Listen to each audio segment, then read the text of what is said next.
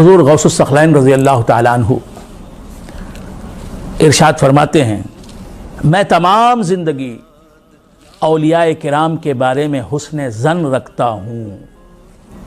حضور غوث الثقلین رضی اللہ تعالیٰ عنہ کیا فرماتے ہیں کہ اللہ کے جو ولی ہیں، اللہ کے جو محبوب بندے ہیں، اللہ کے دربار میں جنہیں وجاہت حاصل ہے، اللہ نے جنہیں اپنا دوست بنا لیا ہے، اللہ کے مقرب بارگاہ بندے جو ہیں، میں ان سے حسن ظن رکھتا ہوں۔ جب سے اللہ تبارک و تعالیٰ نے مجھے شعور عطا فرمایا ہے، اس وقت سے لے کر آج تک، اس وقت تک میں اللہ کے اولیاء کے بارے میں حسن ظن کا حامل ہوں۔ میں اچھا گمان رکھتا ہوں اولیاء کے بارے میں، کسی ولی کے بارے میں میں سوء ظن میں مبتلا نہیں ہوں، کسی ولی کے بارے میں میں برا خیال نہیں رکھتا، کسی ولی کو برا نہیں سمجھتا، غلط نہیں سمجھتا، اللہ تبارک و تعالیٰ کی مرضی کے خلاف چلنے والا نہیں سمجھتا، شریعت مطہرہ کے خلاف عمل درآمد کرنے والا نہیں سمجھتا۔ تو اولیاء اللہ جو ہوتے ہیں، اللہ کے محبوب بندے جو ہوتے ہیں، اللہ کی بارگاہ میں جنہیں وجاہت حاصل ہوتی ہے، عزت حاصل ہوتی ہے، ان کے بارے میں حسن ظن رکھنا یہ پیران پیر کی تعلیمات کا لب لباب ہے۔ سبحان اللہ۔ حضور غوث الثقلین رضی اللہ تعالیٰ عنہ کی تعلیمات کا نچوڑ ہے، خلاصہ ہے۔ تو اگر ہمیں اللہ کی بارگاہ میں وجاہت حاصل کرنی ہے، اللہ کے ولی بننا ہے، ہم اگر اب اللہ کے قریب ہونا چاہتے ہیں تو ہمیں اللہ کے مقرب بارگاہ بندے، اللہ کے پسندیدہ بندے، اللہ کے برگزیدہ بندے جو ہیں، ان کے بارے میں حسن ظن رکھنا ہے، اچھا خیال رکھنا ہے، اچھا گمان رکھنا ہے۔ تو اولیاء اللہ کا حسن ظن، اولیاء اللہ سے حسن ظن، یہ اللہ تبارک و تعالیٰ کی خصوصی نعمت ہے۔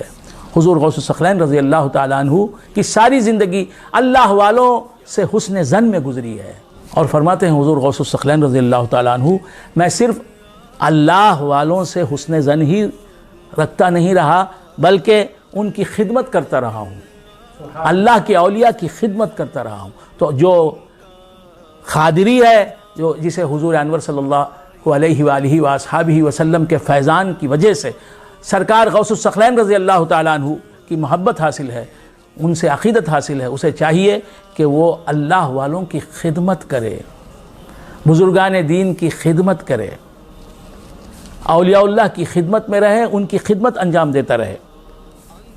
اور حضور غوث الثقلین رضی اللہ تعالیٰ عنہ فرماتے ہیں کہ اس چیز نے، یعنی اللہ والوں سے حسن ظن رکھنا، اچھا گمان رکھنا، اللہ والوں کی خدمت کرنا، اس چیز نے مجھے فائدہ پہنچایا۔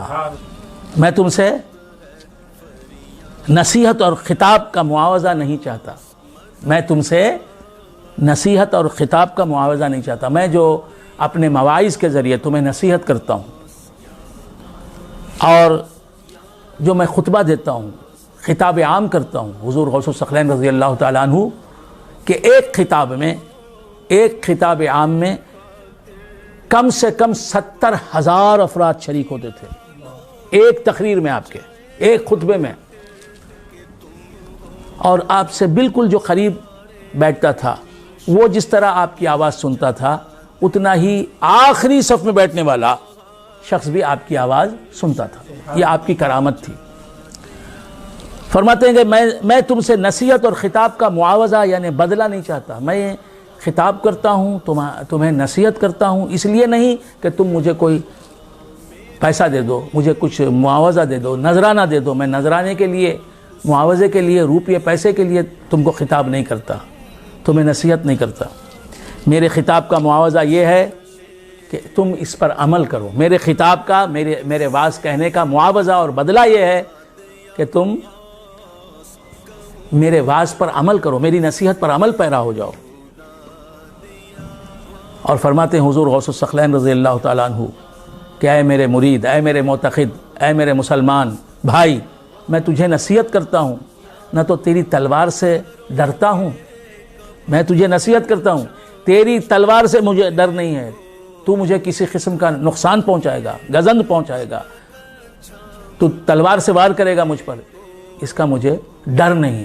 میری بات سن کر میری کوئی بات تجھے بری لگے، کڑوی لگے اور تو مجھ سے بدلہ لے